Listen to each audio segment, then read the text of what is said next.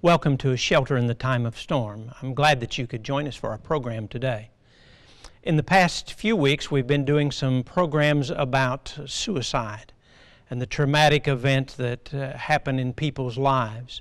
That's the idea behind this program, is to help people maintain their faith through these difficult storms in life, as our program is named.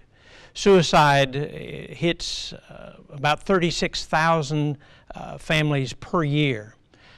There are approximately one suicide every 15 minutes in this nation, just this country itself. It is the 10th leading cause of death among adults. It is the 3rd leading cause of death among young people. So obviously it's a subject that we need to address and we need to understand, and people need help on understanding.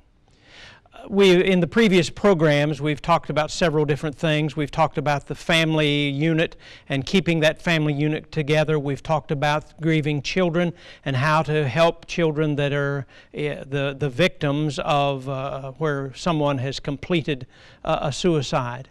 And so this program, I just want to wrap up some things, a few odds and ends that we didn't have time to cover in the previous programs. One of those things is that sometimes in the grieving process, sometimes we get sort of stuck. And some of those are, some of the reason people get stuck in the grieving process is because they allow maybe certain things to get a little bit out of balance.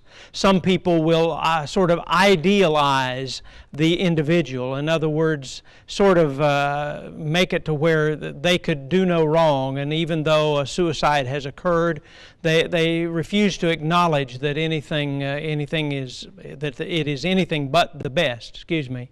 Sometimes people get in the grieving process, they sort of daydream. It's almost like they're in a trance, that they're not present, sort of. And that would maybe be an indication that they're stuck in the process of grieving. Sometimes people do what we refer to as shrine building. They maybe will almost literally make a shrine out of the victim's bedroom, say for example, or maybe their car or something. They will not allow anything in the bedroom to be changed, and this isn't just for a very short period of time, a few days or weeks. It stays that way forever. Sort of memorialize the person by making their room, for example, a shrine to them. Sometimes people have what I guess the best way to describe is selective memory. By that, they sometimes can remember the good things that the individual has done through their life, but they forget any of the maybe not so good things. And even to the point that this selective memory is used maybe even against other family members, that when you go to comparing individuals, that so-and-so did this, but you only do this sort of thing. That idea of a selective memory and using it to create other problems. And then there is the idea of identification. And what I mean by that is they almost take on the role of the individual. They want to be as much like that person as they possibly can. And that sometimes can create some problems in a family. One of the issues addressing the grieving process, as we've talked about in previous programs in other situations, is that of anger. In some ways, anger can be a positive thing. Anger would seem to be a little bit of an indication that a person has worked through some other things, that they're not stuck in the process of grieving, and so they can work through those things. Sometimes the anger may indicate that some of the depression is subsiding somewhat. Anger can also cause guilt. Sometimes people are angry at the one who has committed suicide, at the individual themselves, and because of that anger, then they feel guilty for feeling angry toward that person who is now deceased, who has taken their own life. And we need to understand that that's okay. It's okay to be angry, but it is a process we need to work through. We can't get stuck in the anger where we're angry for life at this individual. we need to work through that. As Paul would say, we need to not let the sun set on our wrath. I believe referring to the marriage relationship is very applicable there.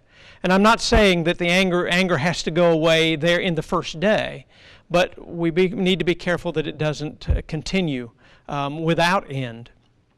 Sometimes the person may be angry because the one who has completed the suicide, they feel like they've deserted them. This is true a lot of times with children. And because of that desertion, they feel an anger. And again, this is something that it really is okay, but it's something that we have to acknowledge, and we have to work our way through those things. And when sometimes suicide is even used as a weapon against other people, and it can be a very successful tool if you look at it from sort of a warped perspective. But sometimes people will use suicide against other family members and use it for leverage and maybe even to accomplish things that they want.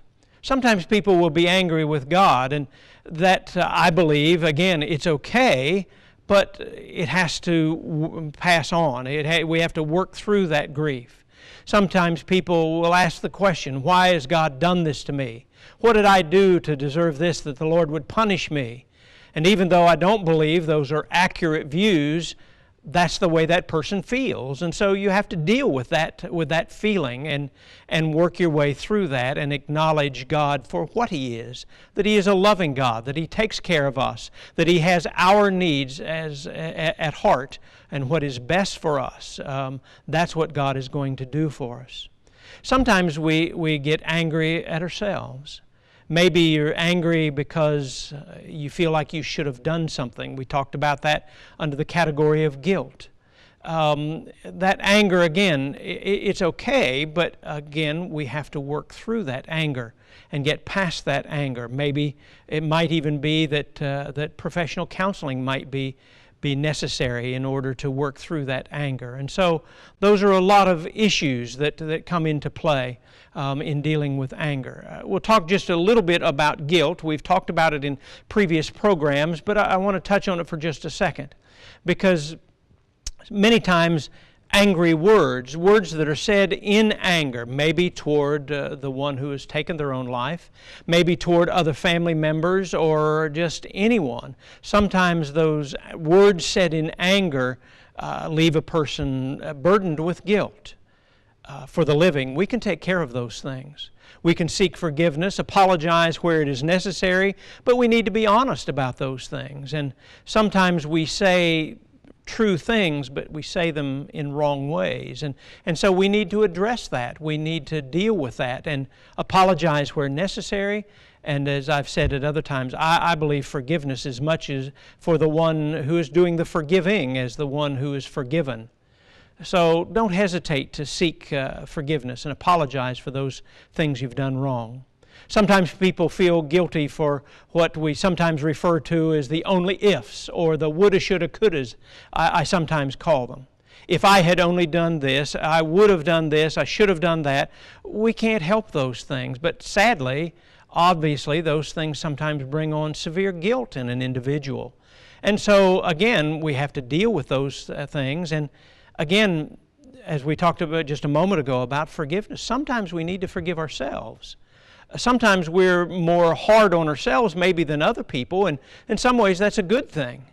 But sometimes we just need to give ourselves a break and not be too unbearably hard on ourselves. Keep in mind that there is also what is sometimes referred to as survivor's guilt.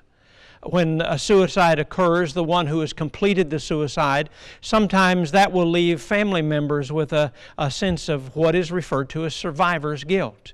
Again, it's tied to the if-onlys, it's tied to the woulda, shoulda, couldas, but they feel guilty because that person is gone for whatever reason and they're still living. And so they feel guilty for that, and sometimes will be a quite heavy burden on them. With children, sometimes there is guilt that needs to be dealt with. As adults, we need to recognize it and listen to children. You know, we've lost the art of listening in our world. there are signs and there are words that are being said, usually by individuals, that would indicate to us that there is some guilt going on. And as we have talked a little bit in previous programs about dealing with children who are grieving, guilt can be a serious problem with a child. If there is, say for example, maybe that child had said something to the individual who has completed the suicide.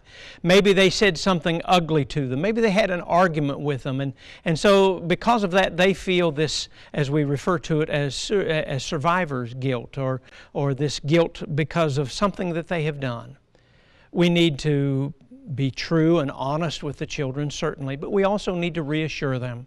We need to teach them about forgiveness. What better time to teach them about forgiveness than when they're young children?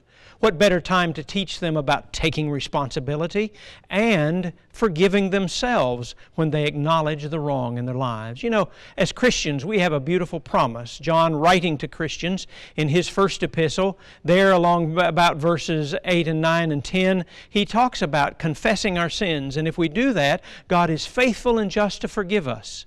We need to place our confidence and our assurance in that promise of God. And we need to teach that to our children. We need to be careful with children that we don't lead them to believe that this is sometimes a hereditary thing.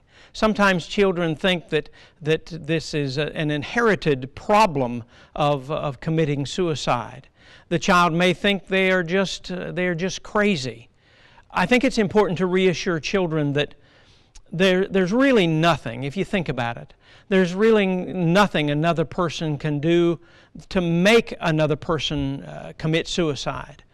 It is an individual choice that a person makes, a sad choice. There's been a lot in the news recently about bullying and harassing people and harassing them to the point that they commit suicide. I have some questions about that in my own mind. I certainly don't doubt that the bullying goes on, that the harassment goes on, and I have no doubt that it's wrong and that needs to be stopped. And I have no doubt that those who do bullying they don't know when to stop. They get carried away and it just builds and builds and builds and really can create some serious problems. But when a person makes a decision to commit suicide, that is their own decision. And it really works both ways. I don't believe there's anything you can do to make a person commit suicide. And to the opposite extreme, I'm not so sure that there's anything that you can do to stop a person from committing suicide if they're intent on taking their own life. Now, certainly we need to try. Certainly we need to be observing and pay attention to those behavioral changes that we've talked about in previous programs. But if a person is committed to taking their own life, sadly, it seems to me that eventually they will be successful. They'll complete the suicide. And it really is sad. We need to try, but we need to recognize that as long as we've made a reasonable effort and we've done what we could do, that we shouldn't bear guilt for those things. With children, sometimes the denial, the disbelief is a greater problem sometimes with children than it is with adults. They just can't believe that this individual would do such a thing, whatever means they chose to take their own life. Sometimes children will just try to escape the reality, and maybe they sort of escape the pain and the agony and the things, the guilt that go along with those who are the living victims of a suicide or a person who has completed the suicide. And so again, we need to reassure children. They may sort of retrieve or back up to get into a safe place in their mind and withdraw themselves from other people and withdraw themselves from the world. Sometimes children, most of the time, children don't show emotion the way we adults do. And sometimes that's very confusing to the child. And sometimes, sadly, it's confusing to adults as well. Children don't grieve like we grieve. They don't display emotions the way we display emotions. We have in our minds that there is this certain way that we're to grieve and to display emotion. And if someone does something that is adverse to our thinking of what is normal or how they should grieve, then we think something's wrong with them, that they're just not doing right. And so we need to recognize, as we've talked about previously, that grieving is a very personal thing. And you have no right to tell me how to grieve. I have no right to tell you how to grieve.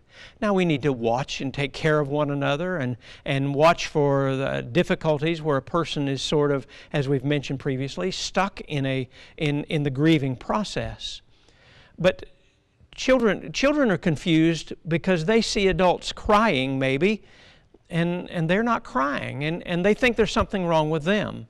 And so because they're not crying, they're not displaying the emotions that the adults are, that confuses them. And we need to reassure them again that grieving and how we display those feelings is a very individual thing, and there's really not much in the way of a right and a wrong.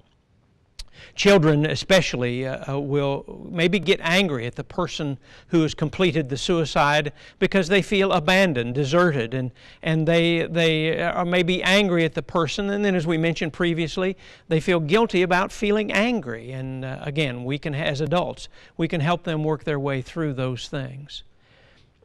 Sometimes children, as we say, act out. Sometimes they act out in behavioral ways, and it may come out when they're in school. It may be displayed in a number of different ways, in behavioral ways, that they're constantly getting in trouble. Maybe their grades in school have fallen, and there may be difficulty there. And those behavioral things, we need to be careful that we don't justify those bad behaviors. We need to be careful that we don't condone those bad behaviors. We need to correct those bad behaviors, but we also need to understand where it's coming from. Don't defend bad behavior because of the situation. We have to learn to behave ourselves appropriately, and what better time than for children to learn that? The child may be angry at you. Maybe they feel like you're the responsible one. Maybe they feel like you should have done something to stop the person from taking their own life. And again, those are things that you just simply have to work through. You know, sometimes children in behavioral things, they act out that behavior toward their siblings. And again, as I said before, we should not ever tolerate bad behavior, but we need to understand where it's coming from and help them work through those feelings and deal with those situations. That bad behavior may be displayed just in out-and-out rebellion. Children who have never been difficult before may become difficult because of the way they're dealing with those emotions. Sometimes it is a cry for help. Sometimes it's a need for attention that they don't know how to deal with those things themselves. For children especially, as I mentioned a moment ago, there are a lot of fears involved with, in essence, with death, but they need to learn about death. But especially when death is the result of a suicide of a loved one. Maybe the child will have nightmares and they need to be comforted and help them. Sometimes some children even revert sort of backward and begin wetting the bed, and is an emotional response to a very difficult situation. That child may become, for lack of a better term, that child may become sort of clingy. They don't want you to get out of their sight. They want to keep you in an arm's reach, so to speak, because they are afraid that you're going to leave as well, sort of is usually what is behind that. We need to assure them that we're going to have a future together, that I'm going to be here, I'm here for you, and I'll never leave you, and so forth, and reassure them in those ways. As I mentioned a moment ago, sometimes suicide affects children from the fear of a hereditary thing, that they think that because their father or their aunt or their uncle or whatever the kinship might be, that they committed suicide, that maybe they someday would do the same, that almost like it's in them genetically. That certainly is not the case. And I don't want to offend anyone, but sometimes the child sees that, and sometimes the way we talk about suicide makes them come to an understanding or a belief that suicide is based in that person being a little crazy. And again, I don't mean to offend anyone, but sometimes children have fears that that craziness, that mental illness, if there in fact is any, that mental illness might be hereditary as well. We need to help them understand that suicide is a choice. It's a choice that a person makes, and it's difficult for a child to understand that.